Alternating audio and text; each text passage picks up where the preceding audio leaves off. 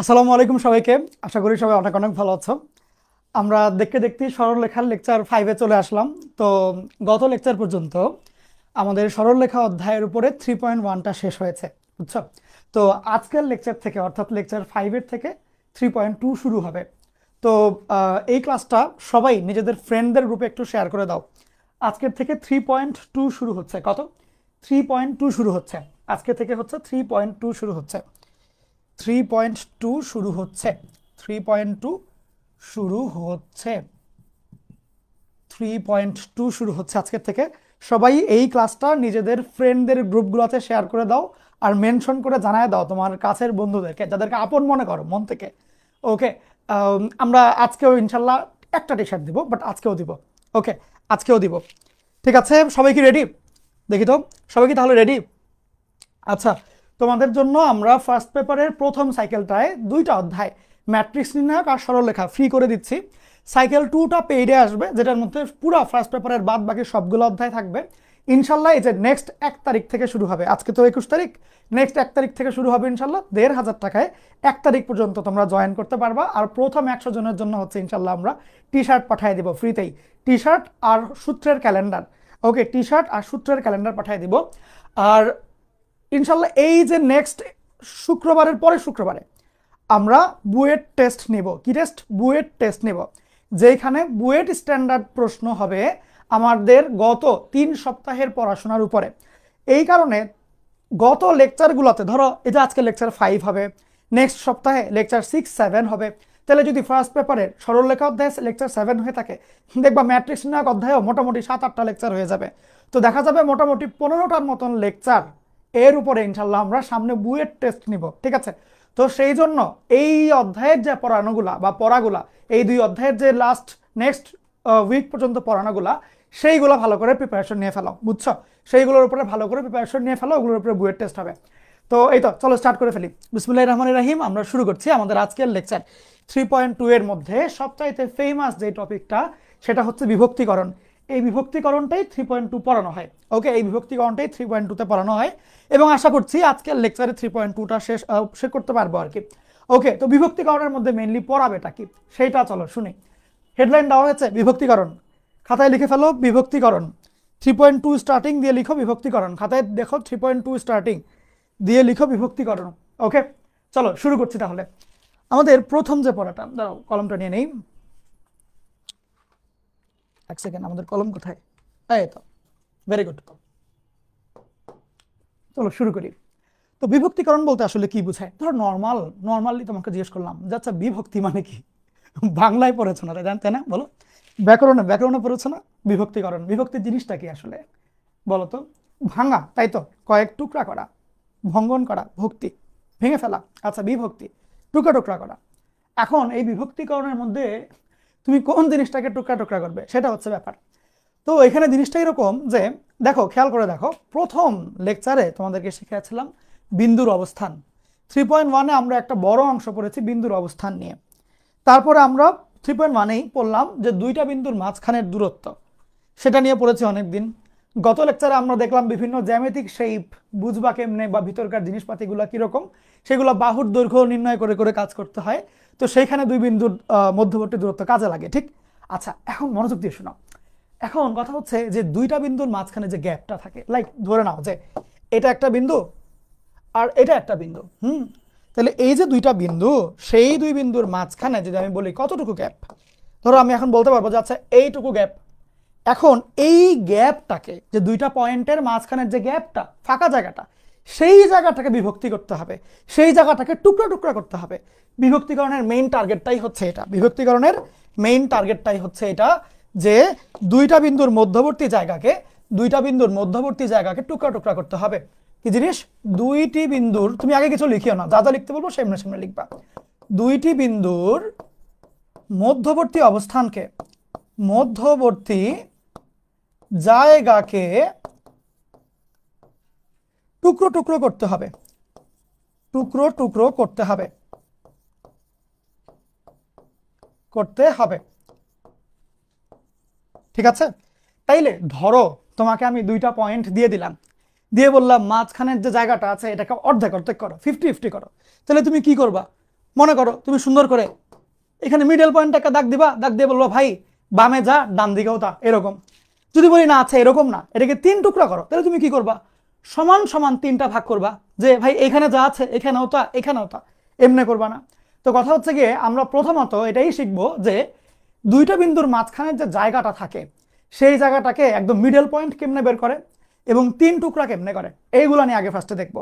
ধীরে ধীরে আমরা ভিতরকার আরো অনেক গভীরে চলে যাব এবং বেশ কিছু অ্যাডভান্স অঙ্ক তোমরা পাবা যেগুলো হয়তো বা ডিরেক্টলি তোমাদের বইগুলোতে পাবা না। ঠিক আছে, তো চলো শুরু করছি। প্রথম ব্যাপারটা কি, হেডলাইন দাও সমান ভাগে ভাগ। যে দুইটা বিন্দুর মাঝখানে যে গ্যাপটা আছে, দুইটা বিন্দুর মাঝখানে যে গ্যাপটা আছে সেটাকে আমরা সমান সমান ভাগে টুকরা করব। হেডলাইন দাও সমান ভাগে ভাগ, হেডলাইন দাও সমান ভাগে ভাগ, হেডলাইন দাও সমান ভাগে ভাগ, হেডলাইন দাও টাইপ 1 সমান ভাগে ভাগ, এর মধ্যে দাও case 1, type 1 case 1, type 1 case 1, মধ্যবিন্দু নির্ণয় মানে একদম মিডল পয়েন্ট তুমি বের করবা, একদম মিডল পয়েন্ট তুমি বের করে ফেলবা। ঠিক আছে, হেডলাইন দেওয়া শেষ। এখন খুব মনোযোগ দিয়ে শুনো। থিমটা হচ্ছে এমন, মনে করে নাও যে এটা আমার এক্স অক্ষ, এটা হচ্ছে আমার ওয়াই অক্ষ। ধরো যেহেতু এটা এক্স অক্ষ এটা ওয়াই অক্ষ, তাহলে বলো তো দেখি এক্স অক্ষের উপরে সবগুলা বিন্দুর কোটির মান কত? শূন্য করে না, বলো শূন্য করে। কিন্তু তাহলে এখানে এটা মনে করো 1,0, এটা 2,0, এটা 3,0, এরকম করে করে কিন্তু ওকে সবগুলো বিন্দুর কোটির মান শূন্য। যদি বলি ওয়াই অক্ষের উপরে বিন্দুগুলার ভুজের মান কিরকম, তো ধরো প্রত্যেকটা তো ডানেও যায় নাই বামেও যায় নাই, তার মানে কি যে এই যে প্রত্যেকটা বিন্দুগুলার ভুজগুলা কি 0 0 0 0 করে না? তাহলে খেয়াল করে দেখো এই সিচুয়েশনে তোমাকে যদি আমি বলি যে আচ্ছা আমাদের কাছে দুইটা বিন্দু আছে, একটা বিন্দু হলো 0,0 মনে করো, আরেকটা বিন্দু হলো জাস্ট সাপোজ যে এইটা 8,0। এখন যদি তোমাদেরকে বলি আচ্ছা কমন সেন্স থেকে বলো যে 0,0 আর 8,0 মাঝখানের বিন্দুটা কি, কি বলবা তুমি, কোনটাকে বলবা বলো তো দেখি? 0,0 আর 8,0 মাঝখানের বিন্দুটা কোনটা, কি কাকে বলবা বলো তো দেখি? তখন তুমি বলবো না ভাই এটা 0,0, এটা 8,0, তাহলে ভাই 4,0 দিয়ে দিই, মিডল পয়েন্টটা 4,0 হওয়া উচিত, 4,0 হওয়া উচিত। এমনি তুমি বলবো না ভাই যেহেতু এই পুরো দূরত্বটা হচ্ছে 8, তাহলে অর্ধেক করলে তো 4 হবে, আর যেহেতু হাইট নাই কোনো এক্স অক্ষের উপরে তাহলে 0। ওকে, তো ধরো যদি আমি বলি আচ্ছা ঠিক আছে এটা বাদ দাও, তাহলে তুমি আমাকে আরেকটা নাও, কিরকম? জাস্ট সাপোজ যে আচ্ছা 4,0 আর 8,0 এইটার মিডল পয়েন্ট কোনটা? যদি বলি তাহলে বললো ভাই 4 আর 8-এর মাঝখানে কত হয়, যে বামেও যা ডানেও তা থাকবে, তাহলে 6 হইতে পারে, 6-এর চেয়ে বামে 2 কম আর ডানে 2 বেশি, তাহলে এটা হইতে পারে এই দুইটা মিডল পয়েন্ট 6,0 এইরকম হইতে পারে। ঠিক তো, এরকম হইতে পারে। এখন তাহলে মনোযোগ দিয়ে শোনো, ধরো আমি এটা তোমাকে বললাম ঠিক আছে, তাহলে এখন যদি আমি এইখানে দুইটা পয়েন্ট দিই, লাইক এইটা 0,2 আর এইটা জাস্ট সাপোজ কত দেওয়া যায়, লাইক এটা দিলাম ধরো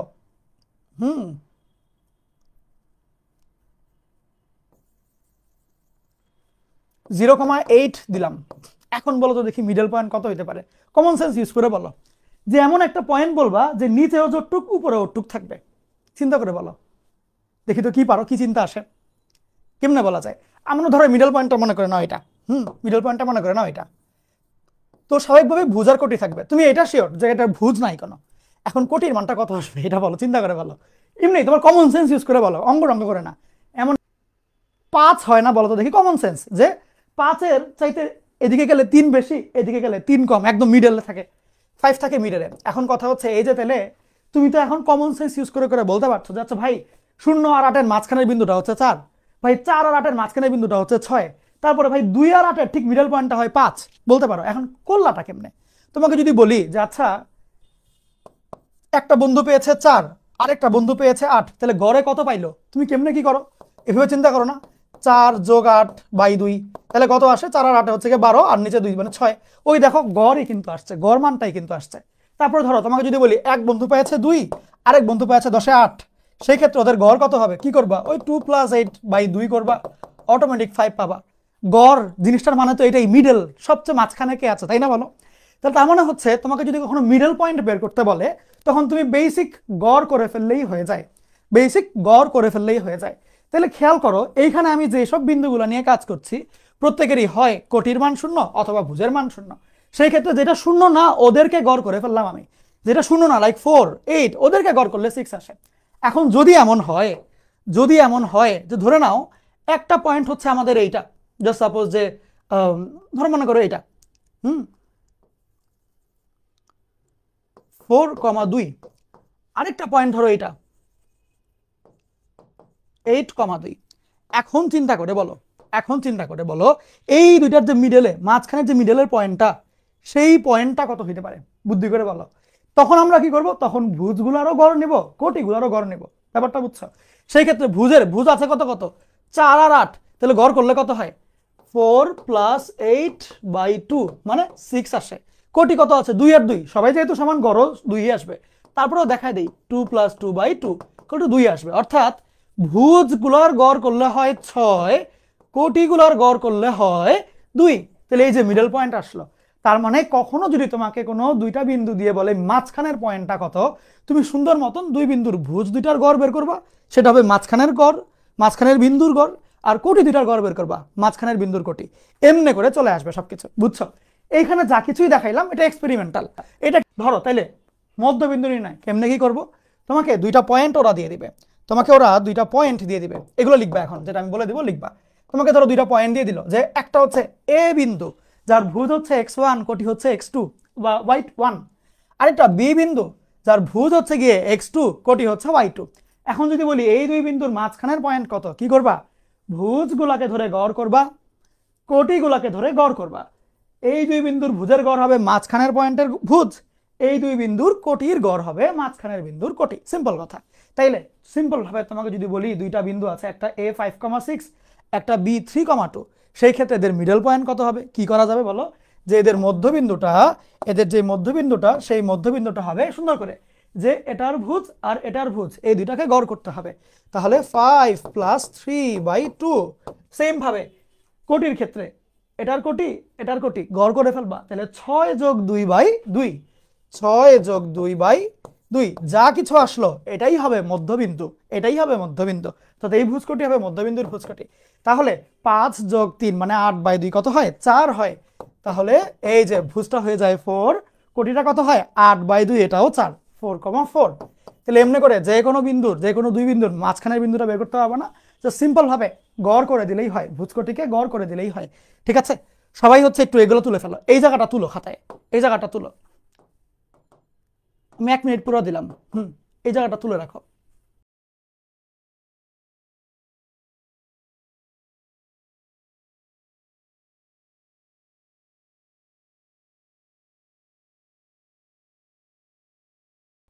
কোশ্চেন তোলা হয়েছে? খেয়াল করো এইখানে কোশ্চেনের মধ্যে বললো কি, নর্মালি কি আমাকে দুইটা বিন্দু দিয়ে দেয়, বিন্দু দিয়ে বলে মাঝখানের পয়েন্টটা কত। এখানে খেয়াল করো কি করলো, বললো এ একটা বিন্দু, বি একটা বিন্দু। যে সাপোজ যে এ একটা বিন্দু, বিন্দুটা কত? 5,6, বি আরেকটা বিন্দু, আমরা জানি না সেটা। এখন ওরা বলল যে এই দুইটা বিন্দুকে যোগ করলে যেই দাগটা ক্রিয়েট হবে, সেই দাগের যে মিডল পয়েন্টটা, একদম একদম মাঝখানের যে পয়েন্টটা, সেই মধ্যবিন্দুটা হচ্ছে 4,4। সেই মিডল পয়েন্টটা নাকি 4,4। এখন বলতে হবে প্রান্ত বিন্দুটা কত। তার মানে বুঝো, নর্মালি দুই প্রান্ত দিয়ে দিত, বলতো মধ্যবিন্দু কত, তখন তুমি সেই দুই প্রান্তকে গড় করতা, তাহলে মিডল পয়েন্টটা আসতো। এখন এক প্রান্ত দিয়ে দিল, মিডল পয়েন্টটা দিয়ে দিল, বললো আরেকটা সাইড কত। সেই ক্ষেত্রে আমরা যেটা করতে পারি, যেটাকে জানি না, চিনি না, সেটাকে x,y অথবা p,q অথবা a,b এগুলো ধরে নিতে পারি। ধরো আমি এখানে x,y ধরে নিলাম, মনে করো আমি এখানে x,y ধরে নিলাম। আমি বলবো যে ধরি বি বিন্দুর স্থানাঙ্ক হচ্ছে x,y। সেই ক্ষেত্রে আচ্ছা আমি লিখে দেখাই দিই যে পরীক্ষায় আসলে কেমনে লিখবা। এটা ক নাম্বারে আসতে পারে, 2 মার্কের জন্য এই কোশ্চেনটা আসতে পারে। বলবা ধরি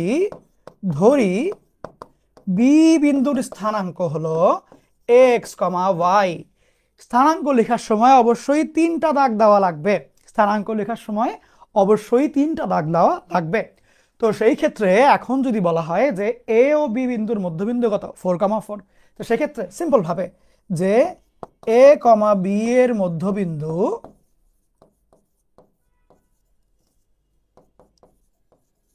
মধ্যবিন্দু কত হয় দেখে বলো। এ হচ্ছে 5,6, বি হচ্ছে x,y, তাহলে মধ্যবিন্দু কত আসে? 5 মানে এটার ভুজ আর ওটার ভুজের গড়, সিম্পল। এটার কোটি ওটার কোটির গড়, 6 + y/2, এইটা আসবে। ঠিক এখন আমার কোয়েশ্চেন যেটা, যে মধ্যবিন্দু তো আমি এরকম এরকম পেলাম, বাট কোয়েশ্চেনে দেওয়া মধ্যবিন্দুটা কত, 4,4 না? এখন তাহলে আমরা কি এখান থেকে ডিসিশনে আসতে পারি না যে সুতরাং আমার 5+x/2, 6+y/2 এটার মানটা হলো 4,4। এই ডিসিশনে আমরা আসতে পারি তো নাকি? তো সেখান থেকে আমরা কি লিখবো বলো? সেখান থেকে বলি যে ভাই এইখানে যা কিছুই লেখা এটা তো দিন শেষে এই ভুজটাকেই মিন করছে নাকি? হ্যাঁ, সেম ভাবে এইখানে যা কিছু কোটি লেখা সেটা তো দিন শেষে এইটাকেই মিন করবে, রাইট? তাহলে আমরা এখান থেকে ক্লিয়ার কাট কথা বলতে পারি যে তাহলে 5+x/2 দিন শেষে এই 4কেই বোঝাচ্ছে। তো ওখান থেকে বেসিক ক্যালকুলেশন করে ফেললে যেটা আসে যে আমার x এর মান হয় 8 - 5 মানে 3। সেম ভাবে এটা এটা মিলাই দিলে 6+y/2 মিলালে এই রকম চলে আসে, এই রকম চলে আসে। তখন আমার y এর মানটা কত হবে বলো? 8 - 6 মানে 2। তাহলে এখান থেকে আমরা কি ডিসিশনে আসতে পারি বলো তো? এখান থেকে কি আমরা এই ডিসিশনে আসতে পারি না যে আমার বি বিন্দুর স্থানাঙ্ক যা x, y আমি ধরে নিয়েছিলাম সেটা হচ্ছে 3,2 অ্যাকচুয়ালি, সেটা হচ্ছে actually 3,2। So this is the answer. বুঝছো? লিখে ফেলো, লিখে।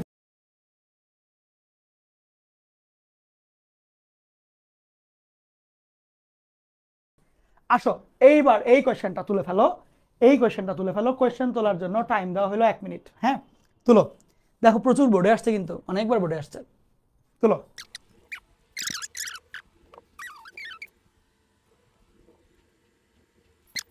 তোলা শেষ, তোলা শেষ। আসো শুরু করি ক্লাস। এইখানে দেখো এই কোয়েশ্চেনটা তোমরা গতদিনও করেছো, গতদিন করেছো শর্টকাট দিয়ে, বাট আজকে মেইন নিয়ম মানে রিটেনে আসলে কি করবা। কোয়েশ্চেনে বললো ABCD বর্গক্ষেত্রের 3টা শীর্ষবিন্দু দেওয়া, 4 নাম্বার শীর্ষবিন্দুর স্থানাঙ্ক নির্ণয় করতে হবে। তাহলে ABCD বর্গক্ষেত্র তোমরা এটা বেসিকটা পিছিয়ে করে আসছো, মানে শর্টকাট দিয়ে করে আসছো। শর্টকাট দিয়ে তুমি ভর্তি পরীক্ষার MCQতে করতে পারবা, বাট রিটেনে তোমাকে নর্মাল নিয়মে ডিটেলে দেখাইতে হবে। বুঝছো? তাহলে ধরো একটা বর্গক্ষেত্র আছে, যেই বর্গক্ষেত্রর এই একটা আচ্ছা দাঁড়াও, বর্গক্ষেত্র নিয়ে আগে বলি। বর্গক্ষেত্র আছে, তো এই বর্গক্ষেত্রটার চারদিকে 4 কোণার 4টা বিন্দু। একটা ধরো A 8,8, আরেকটা হচ্ছে B 9, আরেকটা হচ্ছে C -4, -6, আরেকটা হচ্ছে D যা নাকি কোয়েশ্চেন। ঠিক তো? এখন নর্মালি আমরা যেটা করতাম, আমরা দেখতাম যে ভুজ কিরকম করে চেঞ্জ হচ্ছে, এই সাইড থেকেও ভুজ অমনে করে চেঞ্জ করে বের করতাম, দেখতাম কোটি কিভাবে করে চেঞ্জ হচ্ছে। সেম চেঞ্জটা আমরা এখান থেকেও করতাম, করলে অটোমেটিক পেয়ে যেতাম। এটা আমরা MCQ শর্টকাট হিসাবে গত লেকচারে দেখেছি। ঠিক, আজকের লেকচারে দেখবো যদি রিটেনে অঙ্কটা আসে তাইলে কেমনে করতে হবে, এবং এই ক্ষেত্রে আমরা মধ্যবিন্দুর কনসেপ্ট ইউজ করব। ভাইয়া কোন কনসেপ্ট আসলে ইউজ করা হয়? ব্যাপারটা হচ্ছে যে বর্গক্ষেত্রের ক্ষেত্রে তোমরা তোমাদেরকে এটা পড়ায় দিয়েছিলাম যে বর্গক্ষেত্রের দুইটা কর্ণ, বর্গক্ষেত্রের দুইটা কর্ণ, বর্গক্ষেত্রের দুইটা কর্ণের সাইজ থাকে সেম, বর্গক্ষেত্রের দুইটা কর্ণের সাইজ থাকে সেম, এরা সমকোণে একে অপরকে দ্বিখণ্ডিত করবে। অর্থাৎ এই যে পয়েন্টটা, এই পয়েন্টটার এই সাইডে যতটুকু বাহু, এই সাইডে ওটুকু বাহু, এই সাইডে যতটুকু, এই সাইডেও একইটুকু। অর্থাৎ বর্গক্ষেত্র এবং সামান্তরিক এই দুইটা ক্ষেত্রে, বর্গক্ষেত্র এবং সামান্তরিক এই দুইটা ক্ষেত্রে ওরা মধ্যবিন্দুতে ছেদ করে, কর্ণদ্বয় মধ্যবিন্দুতে ছেদ করে, কর্ণদ্বয় মধ্যবিন্দুতে ছেদ করে। ভাইয়া এটা কি আমার আয়তক্ষেত্রের ক্ষেত্র মধ্যবিন্দুতে ছেদ করবে কিনা? ইয়েস।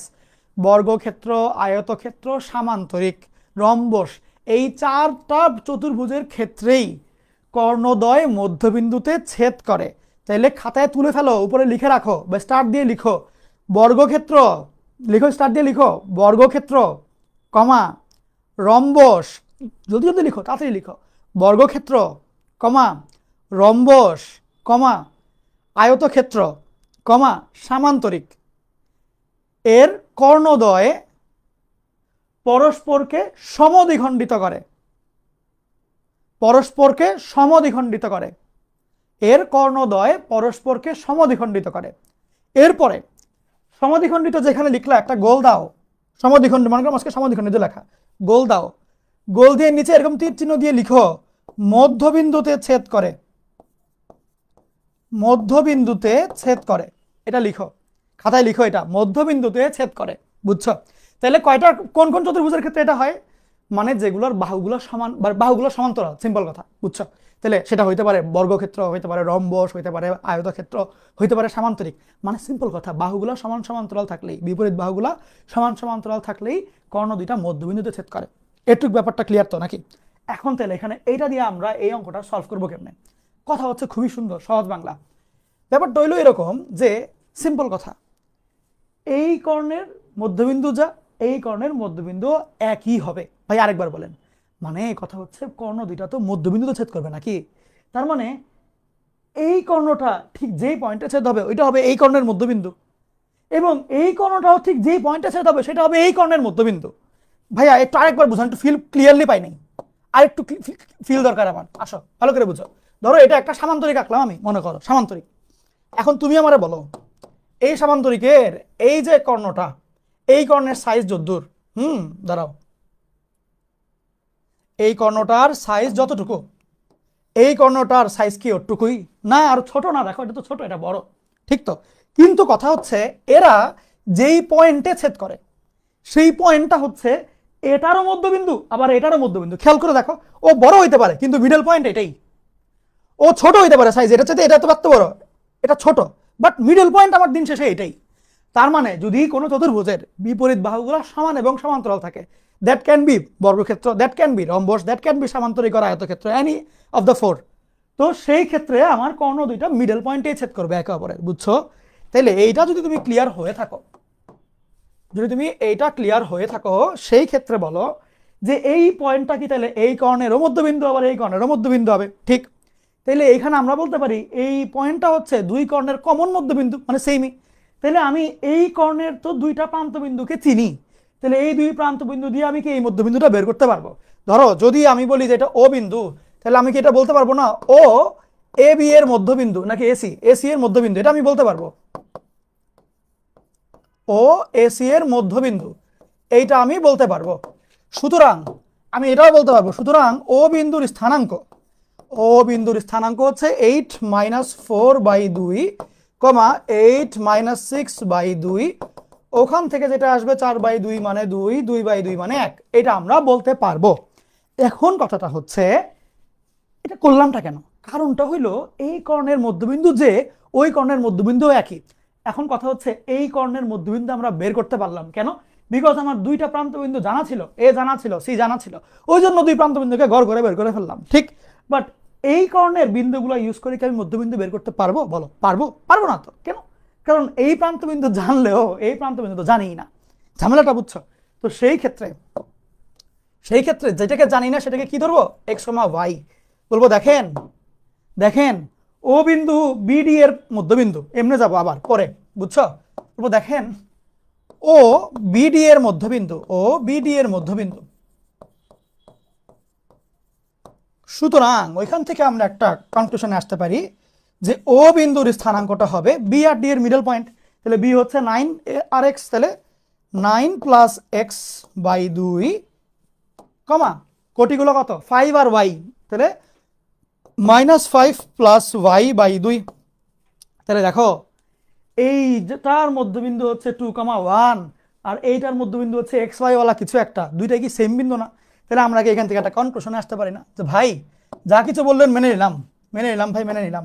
সুতরাং এখানে একটা ডিসিশন আমরা আসতে পারি যে এটা 9 + x/2, y - 5/2 is equal to এই বিন্দুটা 2,1।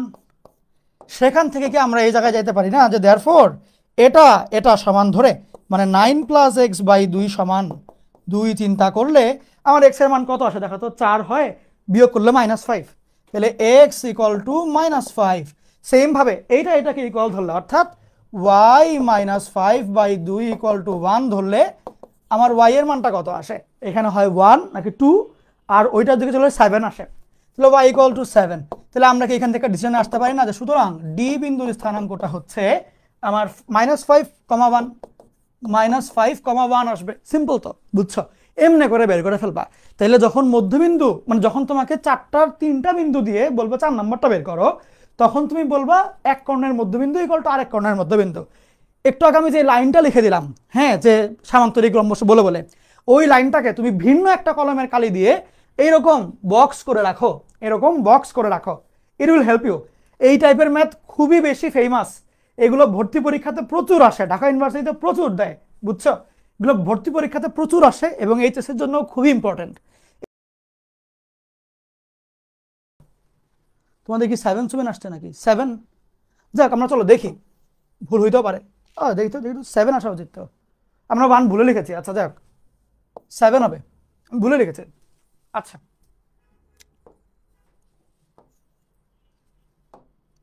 মানে 5,7। আচ্ছা, এখন কথা হচ্ছে এটা টেস্ট করে দেখি, চলো মিলে কিনা। মনে করো যে এই ক্ষেত্রে বিসির সাইজ যা যেই দিকে যায়, এরও কিন্তু সাইজ তাই এবং একই দিকে যাচ্ছে। তাহলে বি থেকে সিতে যাওয়ার টাইমে আমার ভুজের মান চেঞ্জ হয় কিরকম? কত দেখো তো, চেঞ্জ হচ্ছে 9 আরো 4, তাহলে কত হলো? 13 কমে যাচ্ছে, -13 হচ্ছে। আর কোটি -5 -6 হচ্ছে, মানে 1 কমে যাচ্ছে, 1 কমে যাচ্ছে। আচ্ছা, এখন তাহলে এই জিনিসটা আমরা এটার থেকে ওটা যাওয়ার সময় অ্যাপ্লাই করব। তাহলে ধরো আমার ভুজ চেঞ্জ হচ্ছে -13, তাহলে 8 থেকে 13 বাদ দিয়ে দেখো তো, দেখি কত হয়, কত আসে দেখো তো, বলে দেখো তো, বলে -5 আসবে। 8 থেকে 13 বাদ গেলে -5, ইয়া। আবার 8 থেকে 1 বাদ গেলে কত হয়? 7 হবে।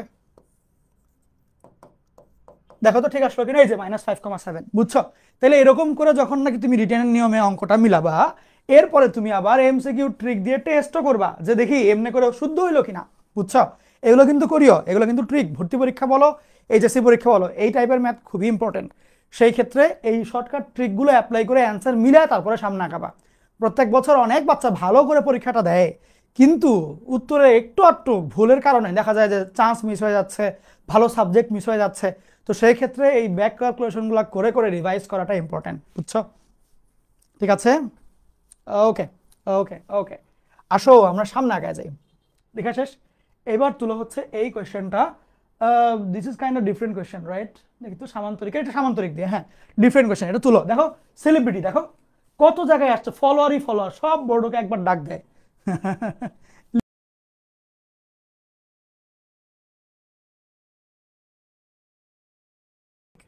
সামান্তরিকের একটা কর্ণের প্রান্তবিন্দু দ্বয়ের স্থানাঙ্ক হচ্ছে এত এত, 3 নম্বর শীর্ষবিন্দুটা এত, 4 নম্বরটা কত বের করতে হবে। তাহলে সিম্পল ভাবে সামান্তরিক যেই সাইজেরই হোক না কেন, দেখতে ধরো এরকম, ওকে? তো এই সামান্তরিকের যেই কর্ণগুলা, একটা কর্ণ কোনটা? এটা একটা কর্ণ, আর আরেকটা কর্ণ হচ্ছে এটা আরেকটা কর্ণ। এখন কথা হলো যে একটা কর্ণের দুই প্রান্ত হলো এটা যে 3,4, আর একটা হচ্ছে -6,5, আর 3 নাম্বার শীর্ষবিন্দু এটা এখানে আর এখানে এক জায়গায় হইলেই হইলো, কারণ এমসিকিউর জন্য ওই টেকনিক লাগবে, এমনি লাগবে না। ধরো 3 নাম্বারটা হচ্ছে এটা যে -2, -1। এখন বললো 4 নাম্বারটা কত? তোমাকে যখন এই টাইপের ম্যাথ দিবে যেখানে ABCD দেওয়া নাই, তো দেখো ভালো করে বুঝা যায়, তুমি যখন বাংলা কথাগুলো লিখবা, তুমি কিন্তু বিন্দুর নাম দিয়ে দিয়ে লিখো না, মানে বিন্দু বসায় বসা যে 8,8 এর মধ্যবিন্দু এমনি লিখো না, তুমি দাও OAC এর মধ্যবিন্দু, এমনি মানে ABCD ইউজ করে লিখতে হয়। তো সেই ক্ষেত্রে তুমি যখন রিটেনের অঙ্কগুলো করতে যাবা, তখন তুমি বিন্দুগুলোকে নাম দিয়ে দিবা, বুঝছো? বলবা এরকম করে, বলবা যে ধরি, ধরি বলে শুরু করবা যে ধরি এ হচ্ছে 3,4, আর কিচ্ছু লিখতে হবে না, এক্সট্রা কিছু লিখতে হবে না। বি হচ্ছে, মানে নামগুলো জাস্ট এমনি 3টা করে দাগ দিয়ে, আর কিচ্ছুই লিখতে হবে না। সি মনে করো হলো -2, -1, এবং চতুর্থ শীর্ষবিন্দুটি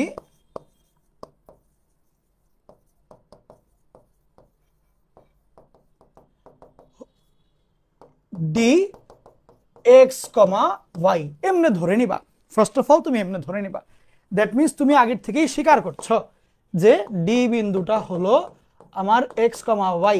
এখন বলবা কর্ণদ্বয়ের মধ্যবিন্দু তুমি ও ধরে নিতে পারো, ও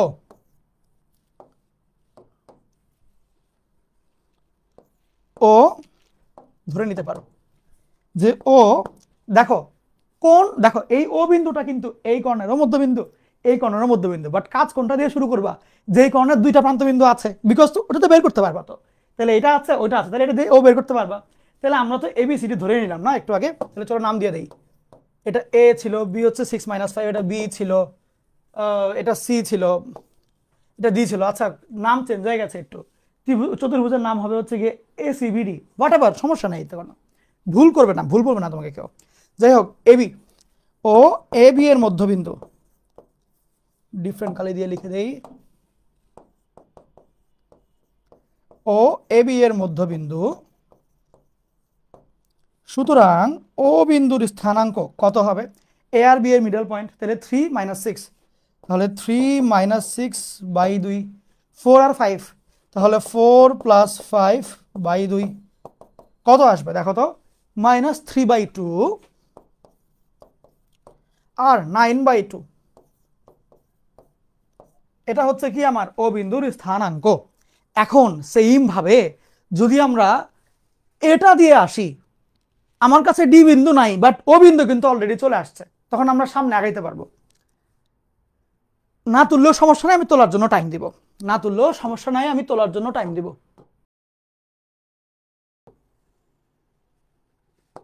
ধরো আমার ও তো অলরেডি আসছে। এখন আরেকটা কথা, যে ও বিন্দু হচ্ছে গিয়ে সিডি এর মধ্যবিন্দু, ও সিডি এর মধ্যবিন্দু, সুতরাং ওই ক্ষেত্রে আমরা বলতে পারি ও বিন্দুর স্থানাঙ্ক x-2/2, y-1/2। সেখান থেকে আমরা একটা ডিসিশনে আসতে পারি যে দেয়ারফর এই বিন্দু যে ওই বিন্দু তো একই, তার মানে x-2/2, y-1/2 এরা হলো -3/2, 9/2, এমনি বলতে পারি। তো সেখান থেকে আমরা কি একটা সমাধানে চলে আসতে পারি না? কিরকম সমাধান? ধরো এগুলো আর লাগবে না, এই ছবিটা আগেই করা শেষ। এখন কিন্তু কাজ সহজ।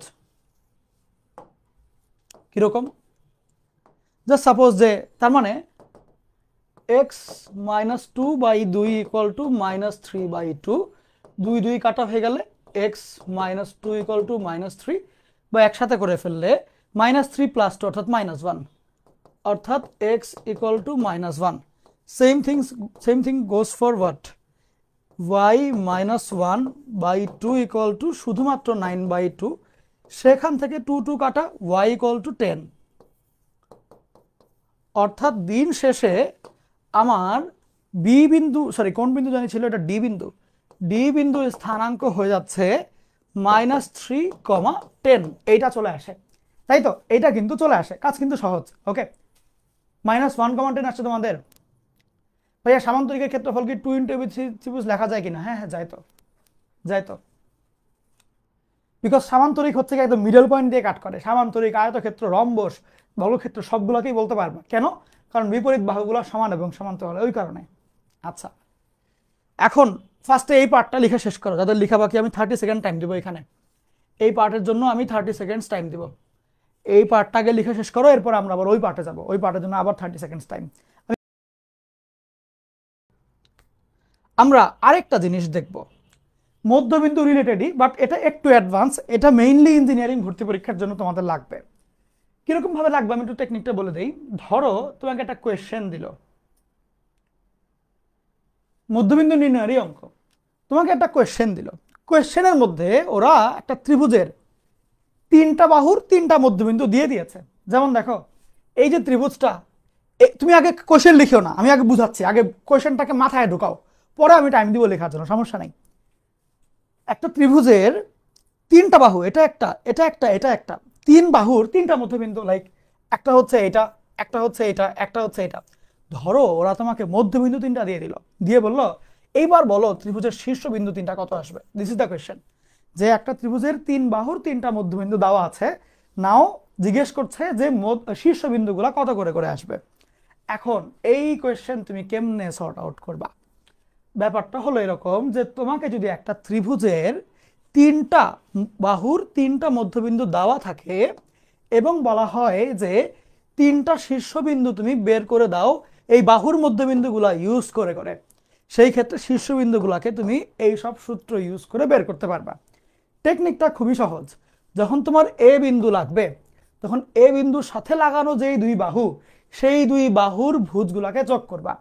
এবং এ বিন্দুর বিপরীত যেই বাহু সেটার মধ্যবিন্দুর ভুজটাকে বিয়োগ করবা।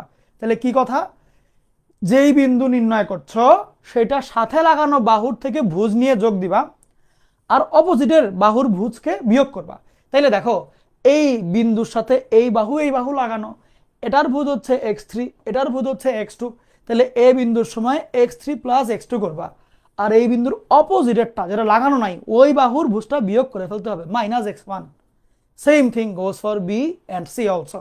কিরকম, তাহলে বলো সূত্র না দেখে, সূত্র কিছু না, ইন্টারমিডিয়েটের সূত্র ঠিকই 2000-এর মতন, বাট অধিকাংশ সূত্রই তুমি টেকনিক ইউজ করে বা সূত্রের প্যাটার্নটা কিরকম কি কাজ হচ্ছে এটা জেনেই উত্তর করে ফেলতে পারবা, জোরাজোরি করে মুখস্থ করার কিছু নেই।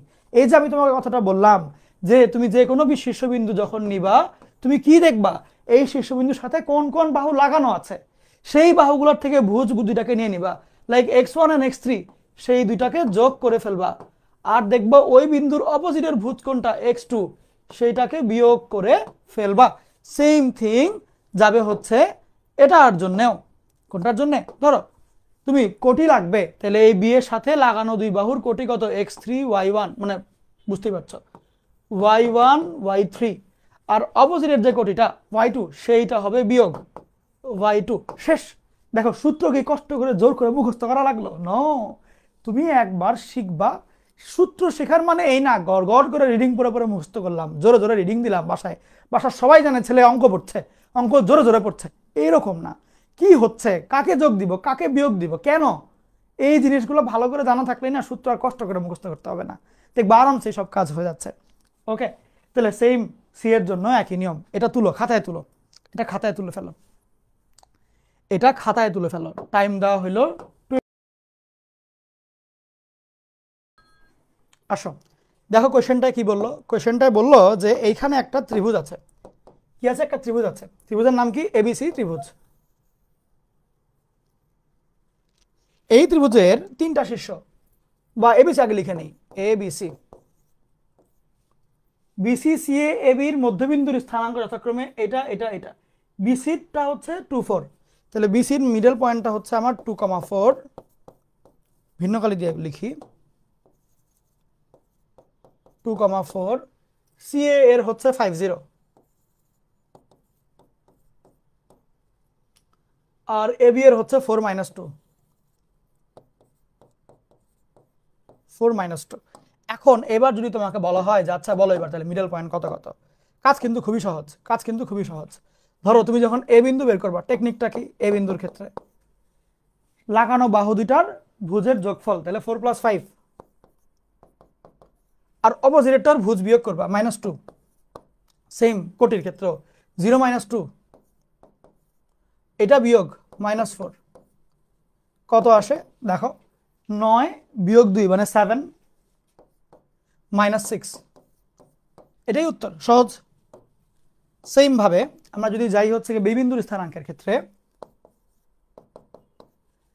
লাগানো বাহু দুইটার ভুজগুলো যোগ করবা 4 + 2 মাইনাস অপোজিটেরটার ভুজ, লাগানো বাহু দুইটার কোটিগুলো যোগ করবা 4 - 2 মাইনাস অপোজিটেরটা বিয়োগ।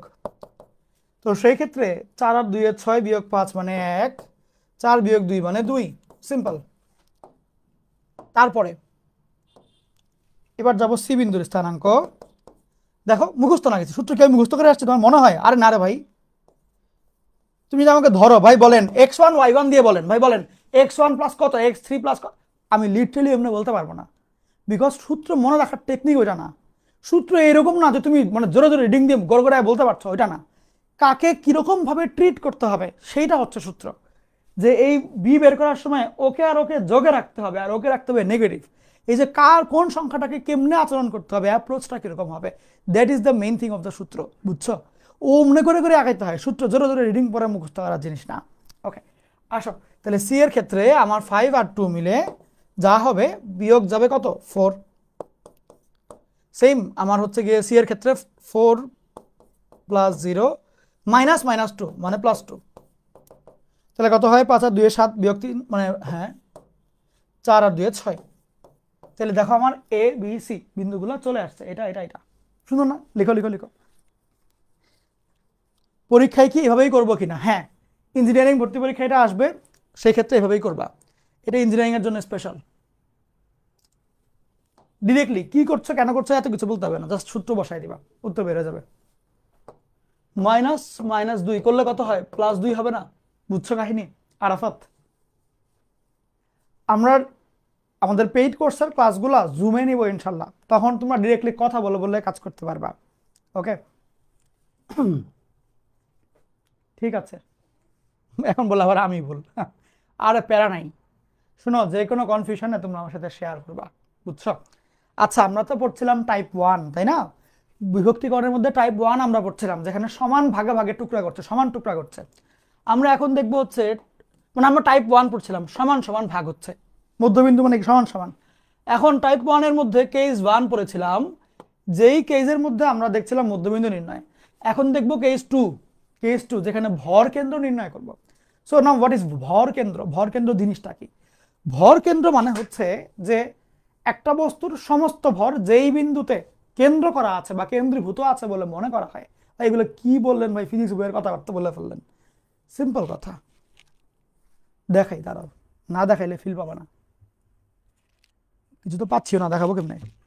1 মিনিট প্লিজ।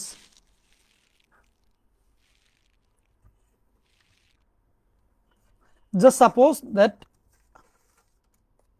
আমার কাছে একটা বই আছে, মনে করো। এই বইটাকে আমি চাচ্ছি 1 আঙ্গুলের উপরে দাঁড়া করে রাখবো, 1 আঙ্গুলের উপরে। আমি যদি এইখানে দাঁড়া করে চাই, বইটা পড়ে যাবে, এখানে দাঁড়াতে পড়ে যাবে। মিডল পয়েন্ট একটা আছে এরকম, যেই পয়েন্টে মোটামুটি স্টেবল ভাবে দাঁড়া করায় রাখা যায়, দেখো ঠিক। দাঁড়া আরেকটু করে, এই 2 আঙ্গুল দিই, তাহলে আরেকটু বেটার হবে, মানে স্টেবিলিটিটা। এরকম দাঁড়া করায় রাখা যাচ্ছে, ওটার মধ্যবিন্দুটাই মনে করো ওই ভর কেন্দ্র। অর্থাৎ যেই পয়েন্টের মধ্যে একটা আঙ্গুল দিলেও সেটা দাঁড়ায় থাকবে। দাঁড়াও, কিরে পারি না কেন, দেখি তো, দাঁড়াও। এই সেই সেই সেই 1 আঙ্গুলে দাঁড়ায় আছে, একটা আঙ্গুলে। ওকে, তো কথা হচ্ছে এটা যে কেন একটা আঙ্গুলে দাঁড়াইলো, মনে করা হচ্ছে ঠিক যেই পয়েন্টটাতে আমি হাত দেওয়ার পরেও তোমার দাঁড়ায় রইলো, সেই পয়েন্টটা এই পয়েন্টটার মধ্যেই পুরোটার ভর আছে, ওই জন্য এটাকে বলে ভর কেন্দ্র। মানে এমন একটা কেন্দ্রবিন্দু যেই বিন্দুতে পুরো ভরটাই আসে, এই একটা বিন্দু আটকায় রাখলে বাকি সব বিন্দু আটকায় থাকে, জিনিসটা এরকম। আচ্ছা, এটাকে বলে ভর কেন্দ্র। এখন কথা হচ্ছে, তোমরা ইঞ্জিনিয়ারিং যখন পড়বা তখন অনেক বড় বড় এবং জটিল জটিল বস্তুর ভর কেন্দ্র নির্ণয় করবা, বুঝছো? মেকানিক্সের ফার্স্টেই তোমাকে এগুলো পড়াবে, মেকানিক্যাল ইঞ্জিনিয়ারিং 1.1 বা 101-এ তোমাকে এগুলোই পড়াবে আগে। ধরো কি কি দিবে আমি তোমাকে বলি, যে একটা বস্তু আছে টি, এবার বলো এটার ভর কেন্দ্র কোন জায়গায় হবে? অনেকে বলবে এইখানে, অনেকে বলবে এইখানে, অনেকে এরকম একটা জায়গায় থাকবে আর কি ভর কেন্দ্র। মানে তুমি এইখানে দাঁড়ালে এটা টিটা ওদিকে পড়ে যাবে, এইখানে আঙ্গুল দিলে টিটা এমনি পড়ে যাবে, মিডলে এই জায়গাটা একটা আঙ্গুল দেওয়া লাগবে, তাতে করে পড়বে না। এখন সেটার স্থানাঙ্কটা কত হবে সেটা হবে কোয়েশ্চেন, বুঝছো? তবে আমাদের ইন্টারমিডিয়েটের লেভেলে এত কঠিন অঙ্কগুলো দেয় না, ওইটাও অনেক কঠিন না আসলে, সহজেই, এটা সহজেই ছোটবেলায় করতাম আমরা। বাট কথা হচ্ছে কি, এত কঠিন অঙ্ক ওগুলা দিবে না, তোমাদের একটা সিম্পল ত্রিভুজ দিয়ে দিবে, দিয়ে বলবে বলো এই ত্রিভুজের মিডল পয়েন্ট কোনটা, হ্যাঁ, কেন্দ্রবিন্দু কোনটা, ভর কেন্দ্র কোনটা, এটা হবে কোয়েশ্চেন। তো কাজ কি? শোনো, কাজ খুবই সহজ। স্বাভাবিকভাবেই তোমার যখন কেন্দ্রবিন্দু বের করতে হবে, ধরে নাও কেন্দ্রবিন্দু এইটা, নর্মালি আমরা জি দিয়ে প্রকাশ করি, ভর কেন্দ্রকে নর্মালি আমরা কি দিয়ে প্রকাশ করি? জি দিয়ে প্রকাশ করি। মনে আছে ছোটবেলায় পড়েছিলা যে জি বিন্দুটা মধ্যমাকে 2:1 অনুপাতে অন্তর্বিভক্ত করে, মনে আছে? ওইটাই, এটা ওগুলোই, ওই জি বিন্দুটাই। তাহলে এই জি বিন্দুটা বের করবা কেমনে? ব্যাপারটা হলো এরকম, জি বিন্দু যেহেতু ভর কেন্দ্র, তার মানে কি একদম মিডলে সবার থেকে সমান দূরত্বে আছে, তো সেই ক্ষেত্রে 3টা শীর্ষবিন্দুকেই তুমি গড় করবা। তাহলে ধরো একটা শীর্ষবিন্দু x1 y1, একটা x2 y2, একটা x3 y3, সেই ক্ষেত্রে ওদেরকে যদি গড় করো তাহলে কি হবে?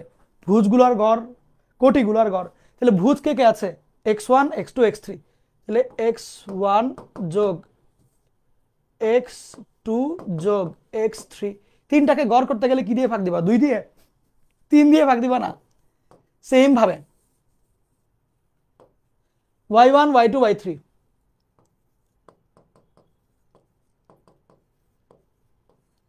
ভাগ 3 দিয়ে। এই যে এটাই হচ্ছে আমার জি বিন্দুর স্থানাঙ্ক, বুঝছো? সিম্পল কথা, সিম্পল কথা, যে তুমি সুন্দর মতন শীর্ষবিন্দুগুলোর ভুজগুলাকে যোগ দিয়ে 3 দিয়ে ভাগ, কোটিগুলাকে যোগ দিয়ে 3 দিয়ে ভাগ করে ফেললেই হয়ে যাবে। ওটাই লিখেছে সূত্রে, যে তুমি কি করবা, ভরকেন্দ্র মানে একদম মিডল পয়েন্ট, গড় করলেই হয়ে যায়, তুলে ফেলো।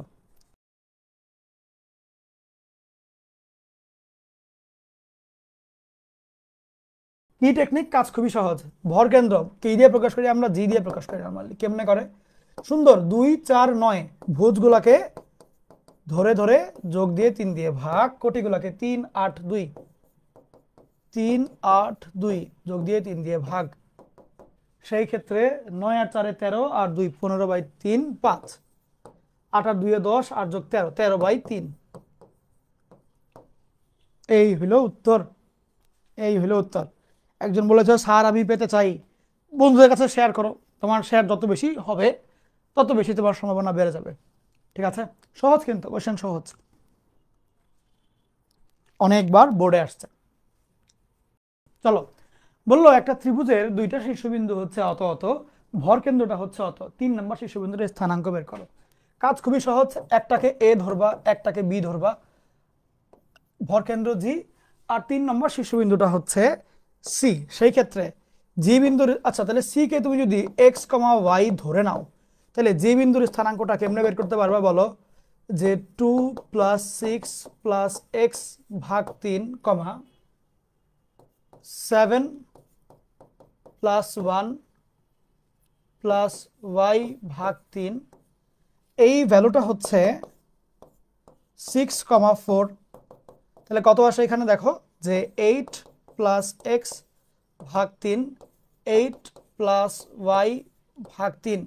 সেখান থেকে আমরা এই ডিসিশনটাতে আসতে পারি, দেয়ারফর x + 8 ভাগ 3 = 6, অর্থাৎ x + 8 = 18 বা x = 10। ঠিক সেম ভাবে আমরা এখানেও আসতে পারি যে এত = 4, যে 8 + y ভাগ 3 = 4। ওখান থেকে আমরা যাইতে পারি যে 8 + y = 12 and y এর মানটা 12 - 8 দ্যাট ইজ 4। সুতরাং এই দাগটা পচা হয়ে গেছে, আমার পছন্দ হয়নি, দাঁড়াও এটা একটু সুন্দর দাগ দিই।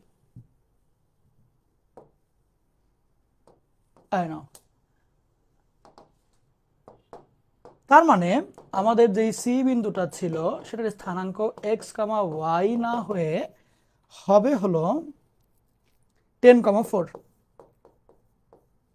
থ্যাংক ইউ, থ্যাংক ইউ বলো আমাকেও, শুধু নাম একটা। ওকে, তোলা শেষ, দামি একটা অঙ্ক দেখাবো।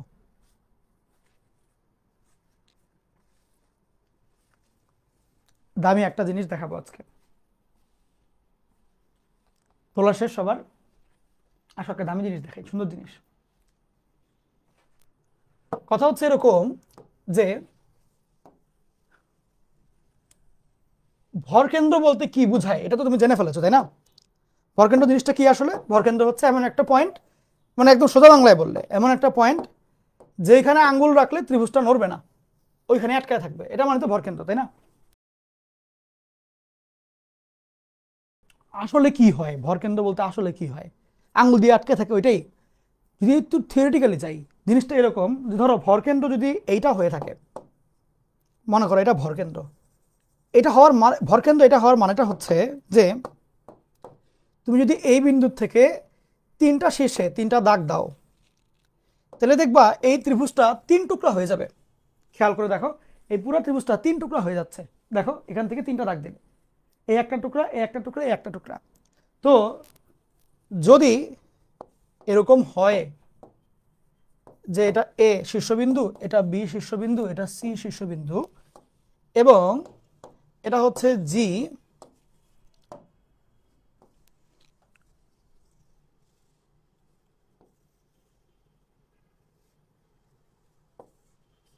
এখন খেয়াল করো জিনিসটা এরকম, ত্রিভুজ এ বি সি, এটা লিখো আমার সাথে সাথে, এর ভর কেন্দ্র জি হলে, ত্রিভুজ এবিসি এর ভর কেন্দ্র জি হলে এটার মিনিংটা কি? এটার মিনিংটা হচ্ছে এই জি বিন্দুটা পুরো ত্রিভুজটাকে এমনি এমনি যদি কাট করি সমান 3টা ত্রিভুজে বিভক্ত করে। এরা দেখতে সেম না, কিন্তু এদের ক্ষেত্রফলটা সমান। অর্থাৎ ত্রিভুজ এ জি বি ইকুয়াল টু ত্রিভুজ বিজিসি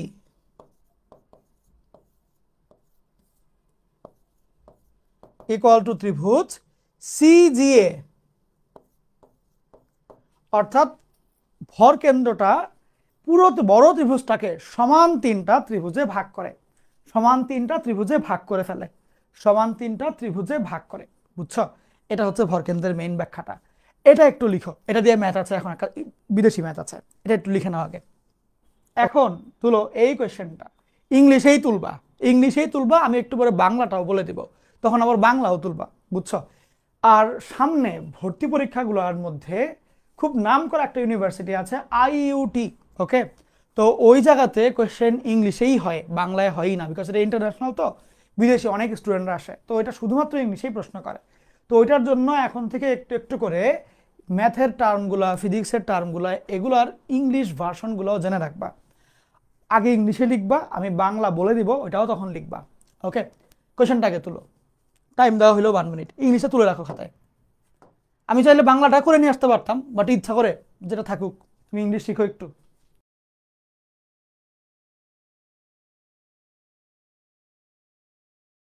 লেখা শেষ, কোয়েশ্চেন তোলা শেষ? আচ্ছা, আমি এখন কোয়েশ্চেনটা বুঝাই দিব। কোয়েশ্চেনটা খুব সহজ আসলে, ইংলিশ লেখা দেখে ভয় পাওয়ার কিছু নাই, কোয়েশ্চেনটা অনেক সহজ। বললো লেট মানে ধরি, ধরি এই তিনটা বিন্দু বি দা মানে ইজ বা আর দা ভার্টিসেস মানে শীর্ষবিন্দু, আমি পুরোটা বাংলায় বলবো একটু পরে, অফ এই ত্রিভুজ, তার মানে ত্রিভুজ ওপি কিউ এর তিনটা শীর্ষবিন্দু হচ্ছে ও, পি এবং কিউ, স্থানাঙ্কগুলো দেওয়া আছে। দ্য পয়েন্ট আর, আর একটা বিন্দু inside the triangle O P Q, তাহলে ত্রিভুজ ওপি কিউর ভিতরে আর একটা বিন্দু, ত্রিভুজ ওপি কিউ এর ভিতরে আর একটা বিন্দু। চলো একটু আগে বিন্দুটা দেখি, জায়গাটা দেখতে কেমন হবে। চলো একটু দেখি আগে। ধরো এটা ও বিন্দু, কত দেখো তো, 0 0। পি বিন্দু, এটা পি বিন্দু কত দেখো তো, 3,4। আর কিউ বিন্দু, কিউ বিন্দু 6,0। বললো এই ত্রিভুজের মাঝখানে একটা পয়েন্ট আছে আর, ধরো এইটা মিডল পয়েন্ট আর। বললো is R is such that, এমন ভাবে আর বিন্দুটা আছে যাতে করে দ্য ট্রায়াঙ্গেল ওপিআর, ওপিআর এটা আর, এই ট্রায়াঙ্গেল, তারপরে পি কিউ আর এই ট্রায়াঙ্গেল, এবং ও কিউ আর এই ট্রায়াঙ্গেল, মানে তিনটা ট্রায়াঙ্গেল এখান থেকে তুমি পাবা। এই তিনটা ত্রিভুজ এই আর বিন্দুটা ভিতরে এমন করে আছে, এই বড় ত্রিভুজের ভিতরে আর বিন্দুটা এমন ভাবে আছে যাতে করে এই তিন ত্রিভুজ আর অফ ইকুয়াল এরিয়া, এই তিন ত্রিভুজের এরিয়াটা ইকুয়াল হয়ে যায়। বুঝছো? এখন the coordinates of R is what, বা আর কত। কোঅর্ডিনেট মানে হচ্ছে স্থানাঙ্ক, বাংলাটা হচ্ছে স্থানাঙ্ক। দেখো তোমার কিন্তু অনেকগুলো ইংলিশ টার্ম শেখা হয়ে গেল, যে স্থানাঙ্কের ইংলিশ হচ্ছে গিয়ে কোঅর্ডিনেট, শীর্ষবিন্দুর ইংলিশ হচ্ছে গিয়ে ভার্টিসেস বা, ওকে, এরিয়া তো এরিয়া বুঝোই, ট্রায়াঙ্গেল মানে তো বুঝো, লেট মানে ধরি, সিম্পল কথা। ওকে, এরিয়া মানে ক্ষেত্রফল তো জানো। আচ্ছা, তাহলে খেয়াল করে দেখো ওরা কোয়েশ্চেনে কি বললো, বাংলায় দিলে কোয়েশ্চেনটা কেমনে হইতো ওইটা তোমাকে বলে দিচ্ছি, এখন বাংলায় লিখবা কোয়েশ্চেনটা। লিখো কোয়েশ্চেনটা বাংলায় লিখো, ত্রিভুজ ওপি কিউ এর, এমনি লিখবা, ত্রিভুজ ওপি কিউ, ত্রিভুজ ওপি কিউ এর, ত্রিভুজ ওপি কিউ এর তিনটি শীর্ষবিন্দু ও এত এত, পি এত এত, কিউ এত এত। ত্রিভুজ ওপি কিউ এর তিনটি শীর্ষবিন্দু এটা এটা এন্ড এটা, লিখো, এটা খাতায় লিখো, বাংলায় লিখবা। ত্রিভুজ ওপি কিউ এর তিনটি শীর্ষবিন্দু ও, পি এবং কিউ দাঁড়ি। ওকে, তারপরে লিখো, ত্রিভুজ ওপি কিউ এর ভিতর একটি বিন্দু আর এমন ভাবে আছে, ত্রিভুজ ওপি কিউ এর ভিতর, বাংলায় লিখো, ত্রিভুজ ওপি কিউ এর ভিতর একটি বিন্দু আর, একটি বিন্দু আর এমন ভাবে আছে, এমন ভাবে আছে, ত্রিভুজ ওপি কিউ এর ভিতর একটি বিন্দু আর এমন ভাবে আছে যেন ত্রিভুজ ওপিআর, ত্রিভুজ পি কিউ আর, ত্রিভুজ ও কিউ আর এর ক্ষেত্রফল সমান হয়। লিখো, বড় ত্রিভুজের ভিতরে আর একটি বিন্দু আর এমন ভাবে আছে যেন এই ত্রিভুজ এবং এই ত্রিভুজের ক্ষেত্রফল সমান হয়। এর ক্ষেত্রফল সমান হয়, লিখো এর ক্ষেত্রফল সমান হয়, এই তিন ত্রিভুজের ক্ষেত্রফল সমান হয়। এখন কোয়েশ্চেনটা হচ্ছে আর বিন্দুটির স্থানাঙ্ক নির্ণয় করো। আর বিন্দুটির স্থানাঙ্ক নির্ণয় করো। খুবই সহজ প্রশ্ন। দেখো ওরা ডিরেক্টলি বলতে পারতো ভরকেন্দ্র নির্ণয় করো, বাট ভরকেন্দ্র নির্ণয় না বলে ওরা ভরকেন্দ্রের একটা বৈশিষ্ট্য দিয়ে বললো ওই বিন্দুটা বের করো। তার মানে ইনডিরেক্টলি বলছে ভরকেন্দ্র বের করো। ব্যাপারটা বুঝছো? এই আসো, সিম্পল কথাটা কি, তুমি বলবা আর হচ্ছে, সুতরাং বলবা যেহেতু ত্রিভুজ এই তিনটা equal, O P R equal to ত্রিভুজ P Q R equal to ত্রিভুজ ও কিউ আর। কখনো যদি ক্ষেত্রফল না বলে জাস্ট এরকম ত্রিভুজ ইকুয়াল টু ত্রিভুজ ইকুয়াল টু ত্রিভুজ দেওয়া থাকে, বুঝতে হবে ক্ষেত্রফলগুলো ইকুয়াল। বুঝছো? মানে ধরো পি কিউ আর ত্রিভুজের ক্ষেত্রফল, তুমি ডিরেক্টলি এটুক লিখলেই ওইটা বুঝাবে, বাংলায় ক্ষেত্রফল না লিখলেও চলবে, একই জিনিস বুঝাচ্ছে। যেহেতু এই তিনটা ইকুয়াল, সুতরাং আর ত্রিভুজ ও পি কিউ এর ভর কেন্দ্র, সুতরাং আর বিন্দুটি ত্রিভুজ ও পি কিউ এর ভর কেন্দ্র। তাহলে ওইখান থেকে আমরা একটা কনক্লুশনে আসতে পারি যে দেয়ারফর আর বিন্দুর স্থানাঙ্ক হবে 0, 3, 6 ভাগ 3, 0, 4, 0 ভাগ 3, 3 আর 6 9 ভাগ 3 মানে কত? 3 হবে। 4 ভাগ 3 4/3। দেখি তো উত্তর কোনটা আছে, 3,4/3, এটা মিলে যায়। সহজ না বলো? সুন্দর না? এই হচ্ছে অবস্থা। কোশ্চেনটা তুলে ফেলো এবং পুরোটা লিখো। টাইম দেওয়া হইলো 1 মিনিট। বুঝছো? মাঝে মাঝে তোমাকে এরকম বৈশিষ্ট্য দিয়ে জানতে হবে বিন্দু কত। ভর কিন্তু ডিরেক্টলি বলবে না, বাট এখানে ভয় পেয়ে যাওয়ার কিছু নেই, জিনিসটা একই। ভাই স্যার এই ত্রিভুজের বাহুগুলো কি একই রকম কিনা? না না না, শেপ সেম না। দেখো ও তো চিকন একটা ত্রিভুজ, ও মোটা একটা ত্রিভুজ, ও কেমন জানি মিডিয়াম একটা ত্রিভুজ। বুঝছো? সেম না, বাহু সেম হওয়া লাগবে না, ক্ষেত্রফল সেম। আমাদের আজকের লাস্ট কোয়েশ্চেন,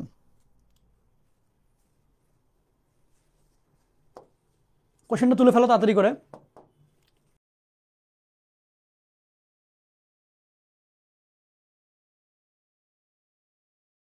এটা খুব সহজ অঙ্ক। তোমাকে বললো একটা ত্রিভুজ আছে, সেই ত্রিভুজের তিনটা শীর্ষবিন্দু হচ্ছে এই তিনটা। বললো যদি ভর কেন্দ্র এক্স অক্ষের উপর অবস্থিত হয় তাইলে এই ঘটনা দেখায় দাও। বা এটার মানেটা কি? দেখো আমরা প্রথমের দিকেই শিখে আসছি যে এক্স অক্ষের উপরে সবগুলা বিন্দুর কোটি হচ্ছে 0 হয়।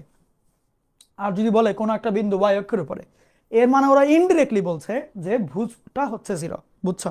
তাহলে ডিরেক্টলি ওরা এখন কথা বলবে না, ইন্টারমিডিয়েটে ডিরেক্টলি কোনো কথা বলা হয় না, সবকিছু ইনডিরেক্টলি। মানে তুমি ওইটা জানো কিনা চেক করবে এরকম। যখন বলবে এই বিন্দুটা এক্স অক্ষের উপরে, মানে কি? মানে হচ্ছে ওই বিন্দুর ভুজ 0, সরি কোটি 0। যদি বলে কোনো বিন্দু ওয়াই অক্ষের উপরে, মানে কি? মানে ওই বিন্দুর ভুজ 0। বুঝছো? তাহলে এরকম ওয়াই অক্ষের উপরে বললে কোটি 0, উল্টা আর কি। আর এক্স অক্ষের উপরে বললে কোটি 0 দিয়ে দিবা। বললো ভর কেন্দ্র এক্স অক্ষের উপরে, তার মানে কি? হাইট নাই কোনো, তার মানে কোটির মান হচ্ছে 0। কোটির মান কত? 0। তাইলে এখন আমরা আসবো যে দেয়ারফর জি বিন্দুর, সুতরাং ভর কেন্দ্রের কোটি। ভাইয়া পুরোটা লিখবো না? না, পুরোটা দরকার নাই। ভর কেন্দ্রের কোটি, কোটিটা কত হবে? প্রত্যেকটা কোটির গড়, তাহলে 281 প্লাস 282 প্লাস 283 এই ভাগ 3, জাস্ট এইটুকুই। কারণ ভর কেন্দ্র বের করতে বললে আমরা কিন্তু ভুজগুলা বের করতাম, কোটিগুলা বের করতাম, অনেকগুলো লেখা হয়ে যেত, বাট দরকার নেই। বাট ওরা যেহেতু বলে দিয়েছে এক্স অক্ষর উপরে, তার মানে কোটি কত? 0।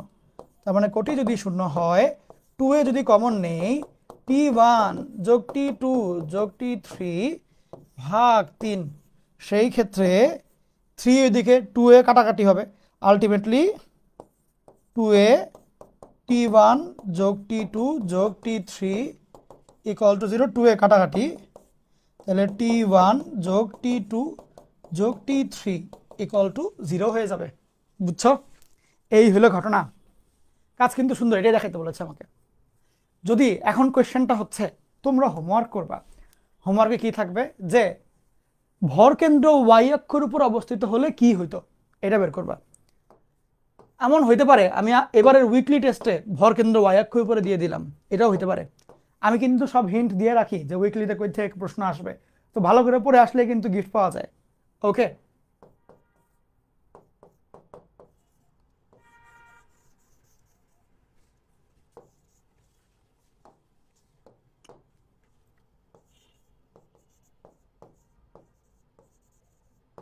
ভরকেন্দ্র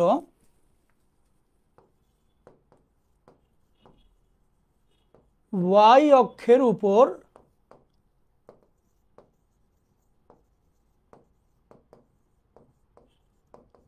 অবস্থিত হলে তখন কি ঘটনা ঘটতো সেটা তোমরা দেখবা। ওকে, আর ভালো করে পড়তে থাকো, আমরা কিন্তু নেক্সট উইকে ইনশাল্লাহ বুয়েট টেস্ট নিব। তো সেই ক্ষেত্রে ভালো পারা চাই প্রশ্নগুলা, বুঝছো? প্রশ্ন কিন্তু কঠিন থাকবে, অনেক কঠিনই হবে, এবং ভালো প্রাইজ মানিও থাকবে। তো ভালো করে পড়ে আসো।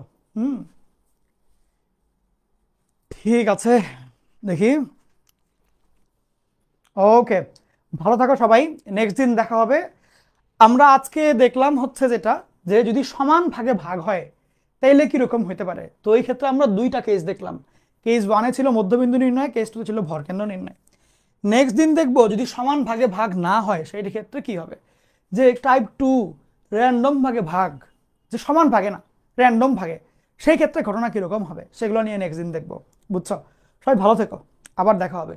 অন্তর্বিভক্তি দেখবো, বহির্বিভক্তি দেখবো, অনেকগুলো টাইপ দেখবো নেক্সট দিন। ওকে, নেক্সট দিনের লেকচারটা খুবই ইম্পর্টেন্ট। ওকে, ভালো থেকো, আল্লাহ হাফেজ।